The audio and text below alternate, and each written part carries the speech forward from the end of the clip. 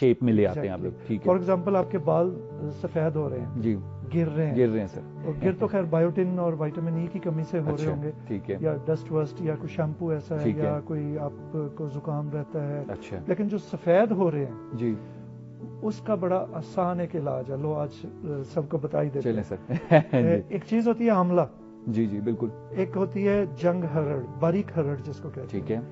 ان دونوں کو ہم لے کے اگر برابر وزن میں پیس لیں, ٹھیک ہے, اور عادت بنا لیں, جسٹ اتنا سا ہاف ٹی اسپون روز کھانے کی گرم دودھ کے ساتھ رات کو کھانے کے ساتھ جب ہم چائے پیتے ہیں, ٹھیک ہے, تو چائے نہ پیئیں بھائی, گرم دودھ پی لیں. ٹھیک ہے. اس میں جسٹ اتنا سا آملہ منہ میں ڈالا اور اوپر سے دودھ پی لیا, آملہ اور ہرڑ دونوں ٹھیک ہے, مکس کرنے کے بعد. صحیح ہے.